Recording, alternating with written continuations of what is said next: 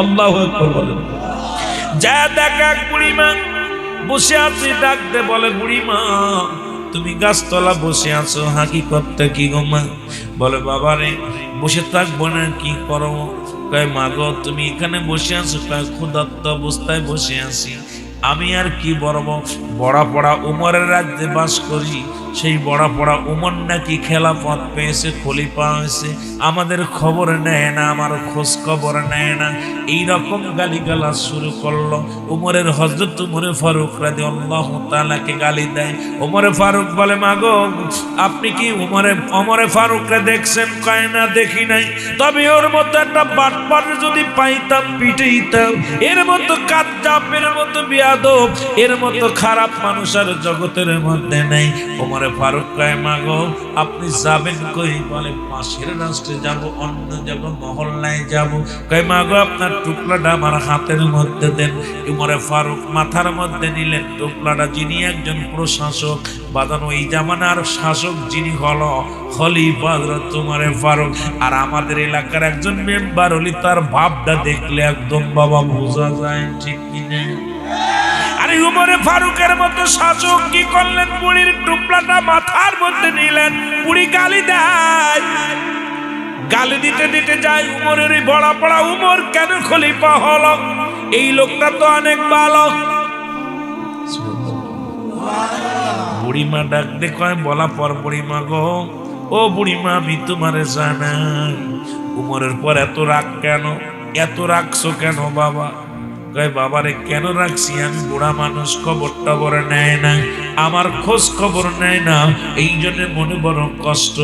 এরে বুড়িমা তুমি উমরের পরে রাগ কাটলে তোমার কত টাকা লাগলে, কত কি পাইলে তুমি উমরের পরে রাগটা মিটে যাবে?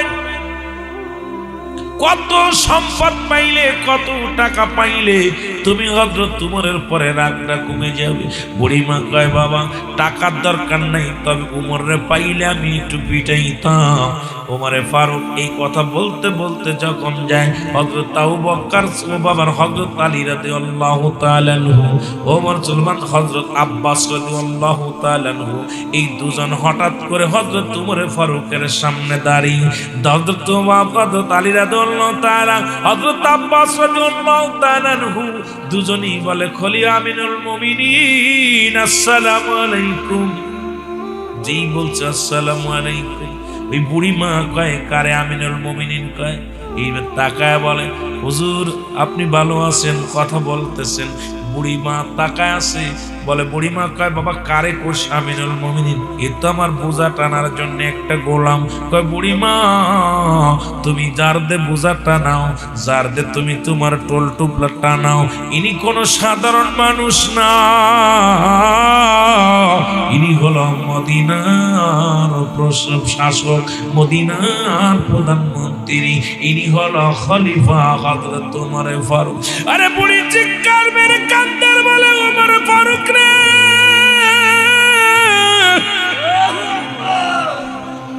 আমি ছিলাম অমুসলিম, আমি ছিলাম অমুসলিম, কত গালি দিছি, একটা গালির প্রতিবাদ দাও নাই, আর আজকে আমাদের নেতার বিরুদ্ধে কথা করলেই বিপদ।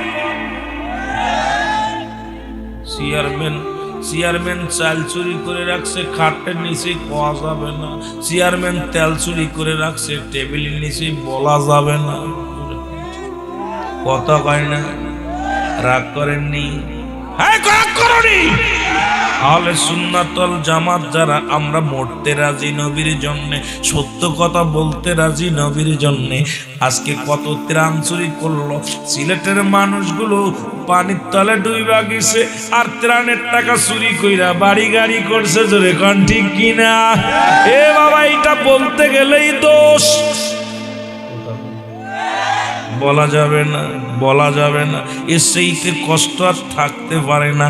হযরত উমরের মতো শাসকের দরকার। এই জন্য সুন্নি জামাতের কর্ণধাররা এই যে দেখেন বিনা স্বার্থে মানুষের সহযোগিতা করে, মানুষের পাশে দাঁড়ায়। আহলে সুন্নাত ওয়াল জামাতের কর্ণধাররা জীবন দিয়ে বাজি রেখে মানুষের পাশে দাঁড়ায়, ইসলামের জন্য নিবেদিত। আল্লাহ যেন প্রতিটা বাংলাদেশের আহলে সুন্নাত ওয়াল জামাতের নাগরিককে আল্লাহ যেন উচ্চ মাকাম দান করে। জোরে জোরে বলেন আমিন। আর একটু জোরে বলেন আমিন। এ দুনিয়ার মুসলমান শুনলাম কেমন খলিফা ছিলেন হযরত উমর ফারুক। শুধু তাই নয়, এবার যাবে কোথায় ও মুসলমান শুনে নাও। এমন শাসক কয়জন আছে গো,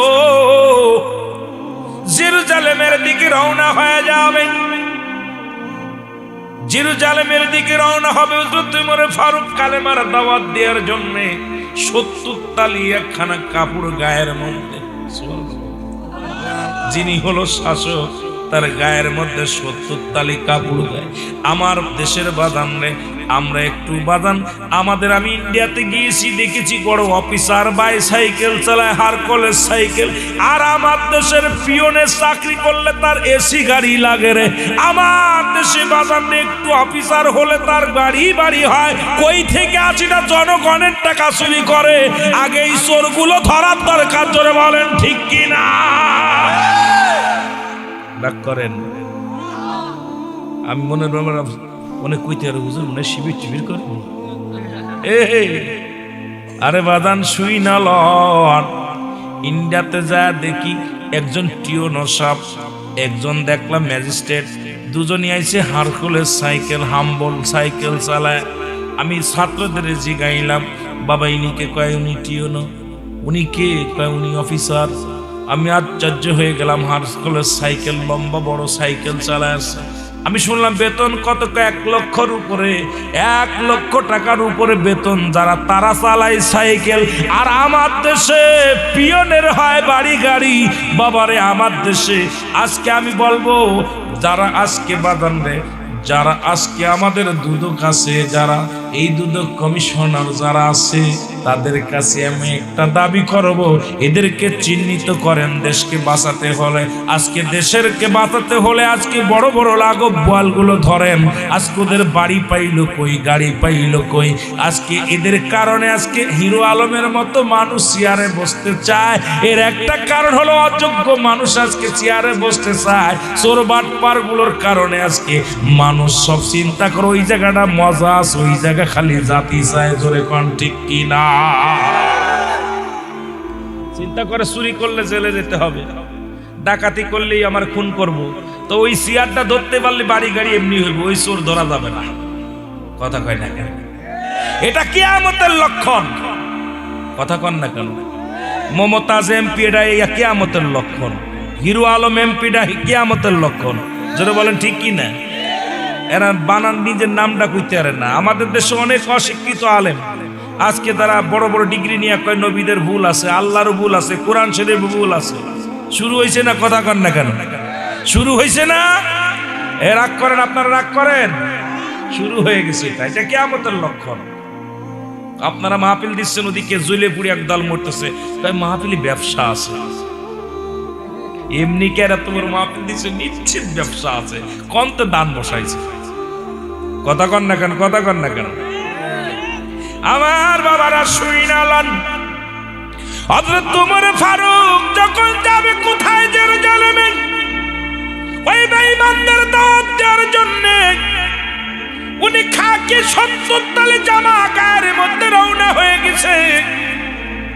হযরত আলী রাদিয়াল্লাহু তাআলা আনহু, হযরত আব্বাস রাদিয়াল্লাহু তাআলা আনহু দুজনের সামনে দাঁড়া বলে, হুজুর আপনি একটু ভালো জামা গায়ে দিতে হবে। অমুসলিমরা চাকচিক্কা একটু পছন্দ করে। আপনি ফকিরের হালাতে যেন না, একটু ভালো কাপড় গায়ে দিয়ে যান। হযরত আলীর দিকে তাকায় বলে, আলী রে,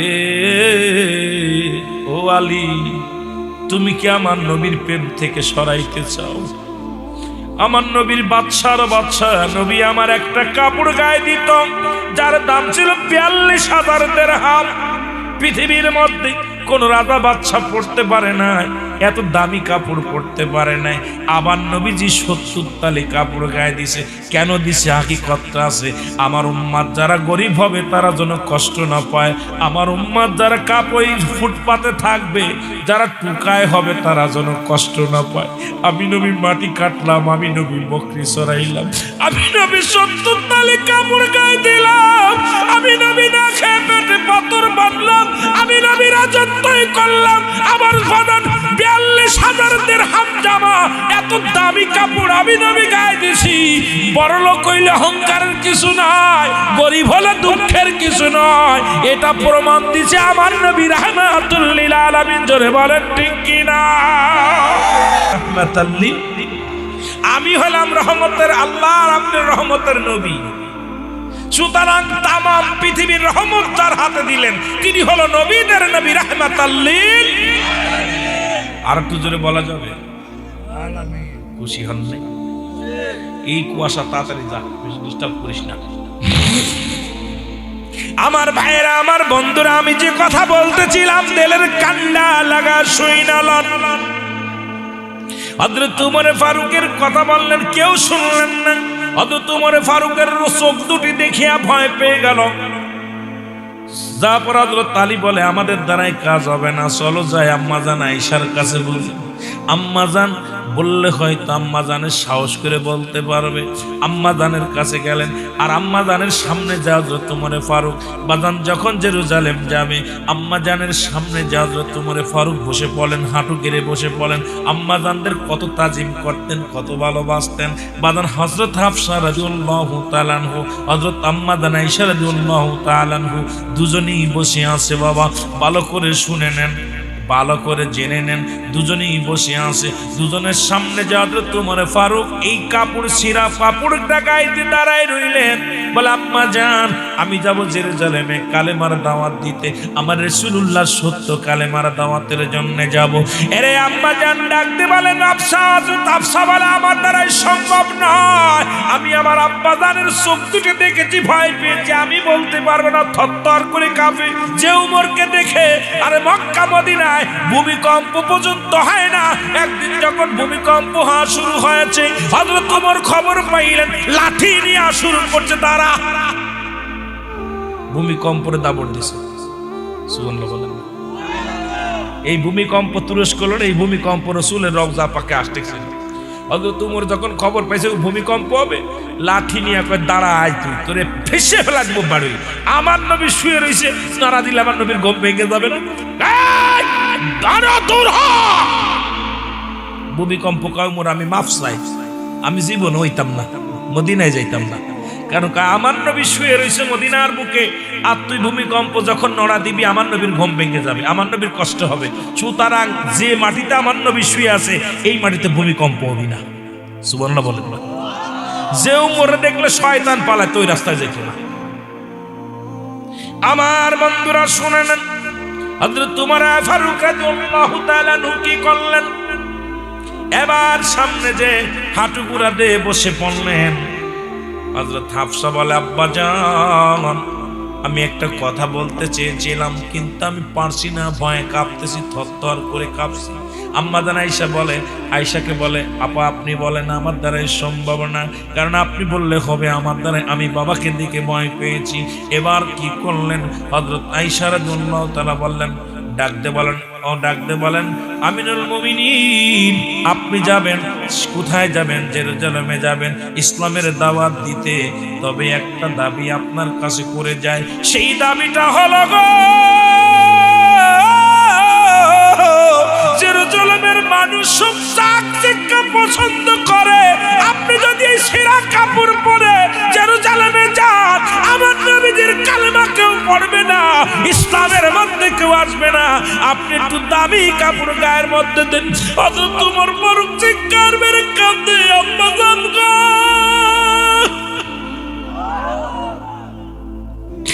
আপনি কি ভুলে গেছেন আমার নবী দিনকে দিন খাইতো না রে? আপনি কি ভুলে গেছেন আমার নবী উম্মতের জন্য ঘুমাইতো না? আমার নবী জীবনে আরামে কোনোদিন পিঠ লাগাইতো না। আজকে আমি যদি দামি কাপড় গায়ে দিই রে, আমার নবীর ভালোবাসা থেকে আমি দূরে চলে যাব। আমি যাব, দুনিয়ার মানুষ শুনে না। আমার ভাইয়েরা, বন্ধুরা, আমার দরদি বন্ধুরা, আম্মা জান আয়েশাও কান্দে, হযরত ওমর ফারুক কান্দে, বলে আম্মা জান গো, আপনি আমাকে হুকুম দিয়েন না, কারণ আমি যাব ইসলামের দাওয়াত দিতে। আমি আমার নবীর সুরতটায় ধরে যাব। চলে গেলেন দাওয়াত দিতে যাইয়া, বাদান সঙ্গী করে চলে গেলেন হযরত ওমর ফারুক। এ দুনিয়ার মানুষ কেমন ছিল শাসক, কেমন ছিল ওমরের শাসন।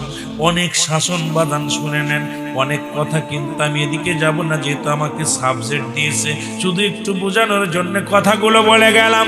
আমার ভাইয়েরা আমার, উনি যখন রওনা হয়ে গেলেন, ওনার সফর সঙ্গী যিনি ছিলেন তাকে উনি চুরাইলেন উঠের উপরে।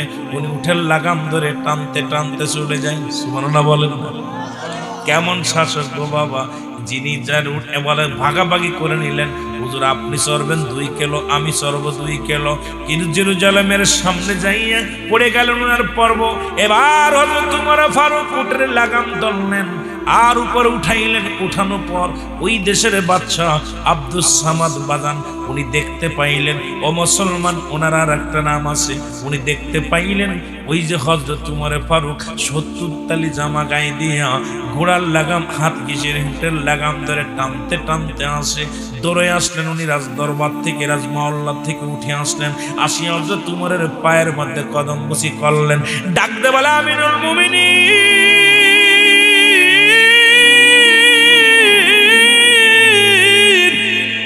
আপনার আমি চিনতে পেরেছি, আপনি আমার নবীর প্রেমিক। আপনি যদিও আপনি উঠের লাগাম ধরে টানেন, আমার চিনতে বাকি নাই। আমিরুল মুমিন ছাড়া আমার নবীর আদর্শ মানুষের ভিতর হতে পারে না। আপনি আজকে যা করেছেন এটা ইসলামের সত্য, ইসলামের আদর্শ আপনি দেখাইছেন। রাসূলুল্লাহর মহব্বত, রাসূলুল্লাহর ভালোবাসা আমাদের দেখাইছেন। সুতরাং ধনী গরিব মিসকিন ইসলামের কাছে সবই সমান। অহংকার অহমিকা বাদ দিয়ে আস ইসলামের মধ্যে। এই জন্য মুসলমান শুনে নাও, আমরা আলোচনা করি আর আমরা বলি আমার আল্লাহ বলেন, আমার সাথে পড়েন, বিসমিল্লাহির রহমানির রহিম। ইয়া আইয়ুহাল্লাযীনা আমানু, আমার সাথে পড়েন, ইয়া আইয়ুহাল্লাযীনা আমানু দুখুলু ফিস-সিলমি কাফা। জোরে জোরে সিল্লা বলা যাবে না, মারহাবা। আল্লাহ ডাকতে বলে, ইমানদারেরা রে,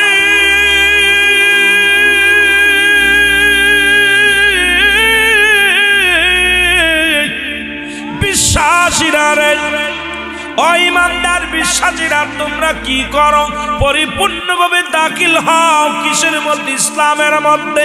আল্লাহ যদি বলতো ইয়া আইয়ুহান নাস, ও মানুষ সম্প্রদায়, আল্লাহ মানুষে ডাক দেন নাই। মানুষের মধ্যে বেঈমান আছে, মানুষের মধ্যে মুনাফিক আছে, মানুষের মধ্যে ধোঁকাবাজ আছে, মানুষের মধ্যে বাদান ঠকবাজ আছে। আল্লাহ কয় আমি ডাক দিলাম একমাত্র ইমানদারদের। আল্লাহ বলে ইয়া আইয়ুহাল্লাযীনা আমানু, ইমানদারেরা, বিশ্বাসীরা পরিপূর্ণভাবে দাখিল হও, প্রবেশ করো কিসের মধ্যে? ইসলামের মধ্যে। ইসলাম মানে ইসলামের আবিধানিক কত ৮২টা। ইসলাম মানে নিজে না অন্যরে খাও, ইসলাম মানে নিজে না ঘুমানোরে গম পাড়াও, ইসলাম মানে নিজে না নিজে জাগিয়া থেকে অন্যরে গম পাড়াও, ইসলাম মানে নারীর সতীত্ব পাহারা দাও, ইসলাম মানে নিজে না ঘুমানোরে গম পাড়াও, ইসলাম মানে নিজে দুঃখে থেকে অন্যরে সুখে রাখো, ইসলাম মানে একত্ববাদ, ইসলাম মানে শান্তি। এখন ইসলামের আবিধানিক ৮০ থেকে ৮২টা। আজকে আজকে মৌলবীরা কোনটা মানো? এই ৮০-৮২টা যদি মানতা, তোমার দ্বারাই কোনো নারীর সতীত্ব নষ্ট হতো না, তোমার দ্বারাই কোনো মেয়েকে নিরিসেট ওঠা সম্ভব ছিল না, তোমার দ্বারাই 14 ফেব্রুয়ারি পালন করা সম্ভব ছিল না, তোমার দ্বারাই ঘুষ খাওয়া সম্ভব ছিল না, তোমার দ্বারাই ঘুষ খাওয়া সম্ভব ছিল না, তোমার দ্বারাই জিনা বা বিচার করা সম্ভব ছিল না, তোমার দ্বারাই নামাজ ছাড়া বন্ধ, নামাজ ছাড়া কোন রকম সম্ভব ছিল না, তোমার দ্বারাই ঘুষ খাওয়া সম্ভব ছিল না। আসলে তোমরা প্রকৃত ইসলামের মধ্যে ঢুকতে পারো নাই, এখনো আসো নাসের মধ্যে। এই জন্য আল্লাহ কমিনান নাস, মানুষের মধ্যে মায়াকুল, তারা বলবে আমান্নাতের ঈমান আনছে বিল্লাহি, আল্লাহর প্রতি অবিল আখিরাতের প্রতি বিশ্বাস স্থাপন করেছে। ওমা হুম বিমুমিনিন, জোরে জোরে চিল্লা বলা যাবে না আল্লাহু আকবার। ও মিনান নাস মাইয়াকুলু আমান্না বিল্লাহি ওয়া বিল ইয়াউমিল আখির ওয়া বিল ইয়াউমিল আখির ওয়া মা হুম বিমুমিনিন।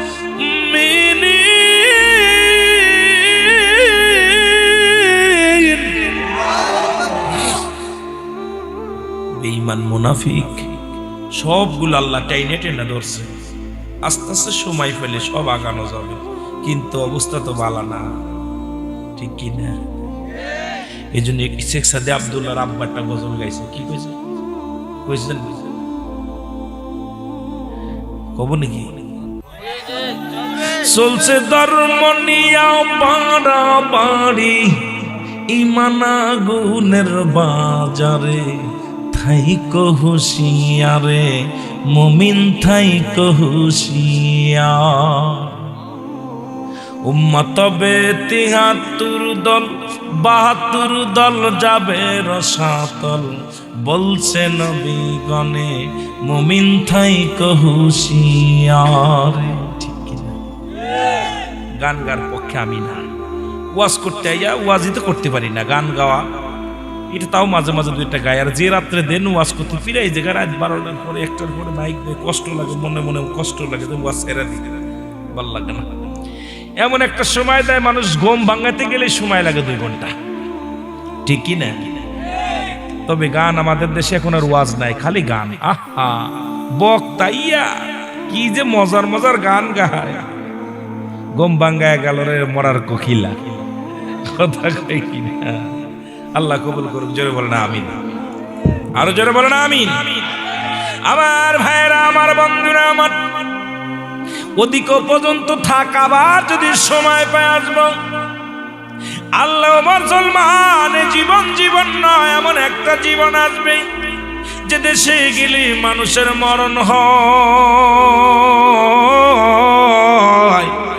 যে দেশে গেলে মানুষের হিসাব হয়, সেই দেশের যাত্রী আমরা। জোরে বলেন ঠিক কি না? আরো জোরে বলেন ঠিক কি না? এর মানুষের ১ নাম্বার হলো মরণ।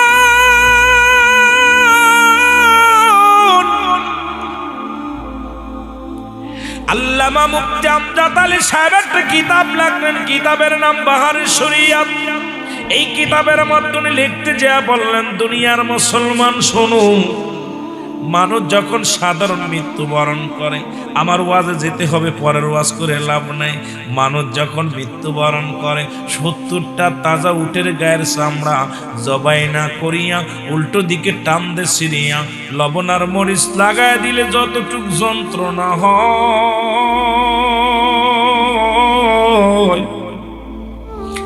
এর চাইতে ৭০ গুণ যন্ত্রণা একটা সাধারণ মৃত্যু। আমরা যারা মরণকালে পায়খানা করে দিই, মরণকালে যারা প্রস্রাব করে দিই, মরণকালে যাদের জিহ্বা বাইর হয়ে যায়, তাদের মরণটা কত কঠিন হয় আল্লাহ।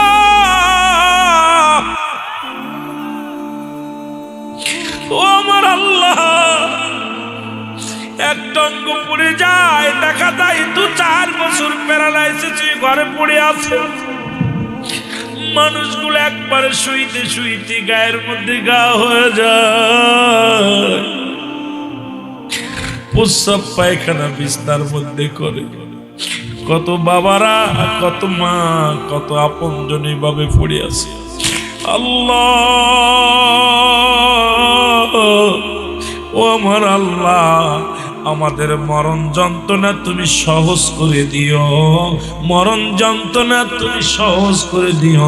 জোরে জোরে চিল্লা বলা যাবে না আল্লাহু আকবার। আমার মরণ আসিবে কখন কেউ তো জানি না, আমার মরণ আসিবে, আমি চলে যাব, আমায় তোমরা ভুইলা যাইও না, আমি চলে যাব, আমার মরণ আসিবে কখন কেউ তো জানি না, আমার মরণ আসিবে। এই পৃথিবী চিরদিনই থাকার জায়গা নয়, অন্ধকার কবর যে তোমার আসল ঠিকানাই রে মানুষ, অন্ধকার কবর যে তোমার আসল ঠিকানা। এই আমি চলে যাব, আমায় তোমরা ভুইলা যাইও না, আমি চলে যাব, আমার মরণ আসিবে কখন কেউ তো জানি না, আমার মরণ আসিবে।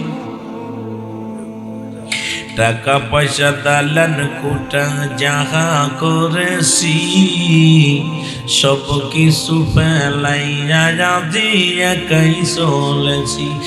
আমি যাবার বেলায় ভেবে দেখি আমার কেহ নাই, আমি যাবার বেলায় ভেবে দেখি না, আমার মরণ আসিবে।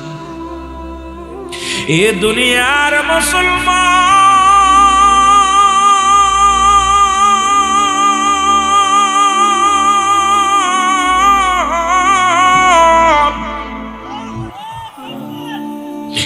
আমি বলতেছিলাম জীবন জীবন নয়, এমন একটা জীবন আসবে যে দেশে গেলে মানুষের বিচার হয়, যে দেশে গেলে মানুষের হিসাব হয়, যে দেশে গেলে মানুষ আর কোনোদিন ফিরে আসে না, সেই দেশের নাম হলো বাজানে কবর দেশ।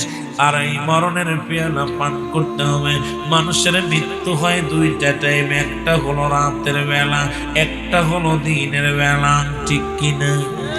একটা হলো দিনের বেলা, একটা হলো রাতের বেলা। এ মুসলমান, রাতের শুরু হলো, রাতের শুরু মাগরিব, দিনের শুরু হলো ফজর। ও বান্দা, ফজর 2 রাকাত সুন্নাত নামাজ তুমি আদায় করলা, তুমি নবীজির প্রেমিক হয়ে গেলা। এবার 2 রাকাত ফরজ নামাজ তুমি আদায় করলা। এখন দিনের মধ্যে যদি তোমার মরণ হয়, তোমার মৃত্যুটা হবে রাসূলের প্রেমিক, আমার আল্লাহর গোলাম। যখন দুনিয়ার মধ্যে আমরা আগমন করলাম, এ মুসলমান গভীর মনোযোগ, আপনাকে আমাকে দুনিয়ায় পাঠানোর আগে একত্রিত করিয়া, রূহের জগৎটাকে একত্রিত করিয়া আল্লাহ একটা ওয়াদা বদ্ধ করাইছিল। আপনাদের জানা আসেনি? আল্লাহ ডাক দে কয়, বান্দারে রূহের জগৎকে ডাক দে বলেছিল, আমার রূহের জগৎ শোনো, আমি কি তোমাদের রব কি নয়? আলাস্তু বিরব্বিকুম, আমি কি তোমাদের রব নয়? আমি কি তোমাদের পালন কর্তা নয়? আমি কি তোমাদের সৃষ্টিকর্তা না? সমস্ত রূহের ভাগ্য একবার স্বীকার করেছিল, কালবালা আল্লাহ স্বীকার করলাম, আপনি আমাদের রব, আপনি আমাদের সৃষ্টিকর্তা, আপনি আমাদের মালিক। একটু দিলের কান্ডা লাগা শুনে নেবেন বাবা, আজকে কেন সেই মালিকের প্রশংসা করেন না? সেই মালিকের জিকির কেন করেন না? সেই মালিকের হুকুম কেন মানেন না? এর সবাই বাক্যে স্বীকার করলাম আমরা মালিক। আমি আপনাদের বোঝানোর জন্য বইলা যাই, বান্দা শোনো, সারাদিন ও বান্দা শুনে নাও, আজকে কার হুকুম পালন করলাম? আমি আপনাদেরকে বুঝাই, আপনারা যারা একজন পাগল যদি বিয়ে করে, আপনারা বিয়ে করেছেন বাবা, এই বিবিগুলো যদি সারাদিন যদি আপনার কাজ করে, এখন সন্ধ্যার পরে যদি ডাক দেখায় স্বামীরে, সারাদিন আপনার খেদমত করেছে, এখন রাত্রে আপনার ছোট ভাইয়ের কাছে ঘুমাইব, মেনে নিবেন? কথা পাগলও মেনে নিবে না, বউ দেবে না কারণ সারাদিন পরে কাজ করতে গেলেন। আমি কিষান কেনে বাজারে কিষান কিনতে পাওয়া যায়, কি বলে কিষান না কামলা? এক কথা বলেন না কেন? পরের বাড়িতে কাজ করে ওরে কি বলে? কামলা কিনছেন। এই কামলা যদি সারাদিন পরে অন্য মানুষের কাজ করে, আপনি কি সন্ধ্যাবেলা তার হাদিয়া দিবেন?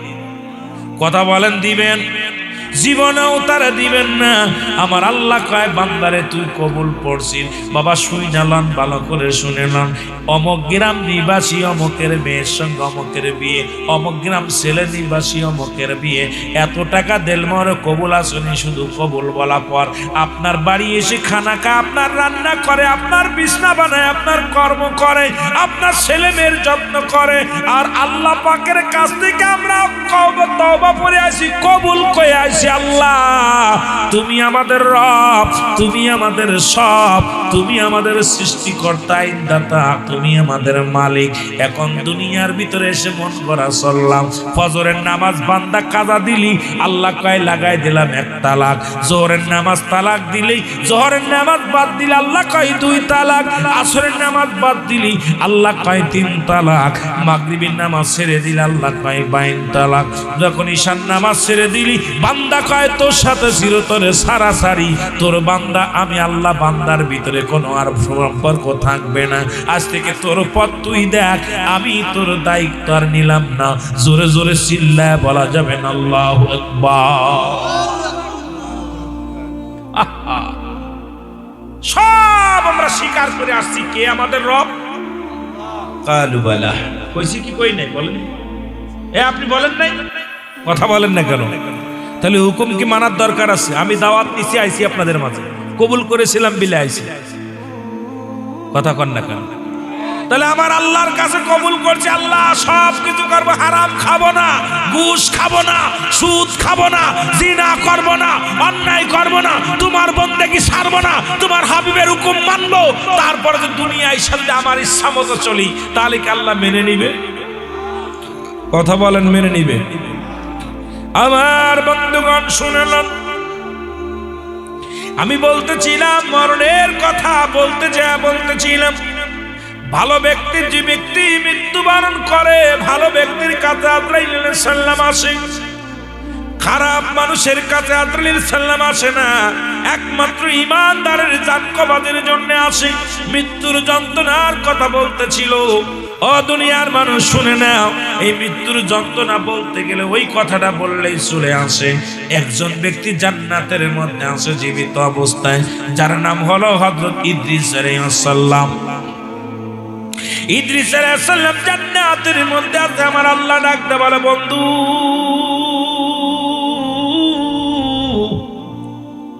তুমি জান্নাতের মধ্যে কেমনে আছো? ইদ্রিস আলাইহিস সালাম ডাক দেখে, আমার আল্লাহ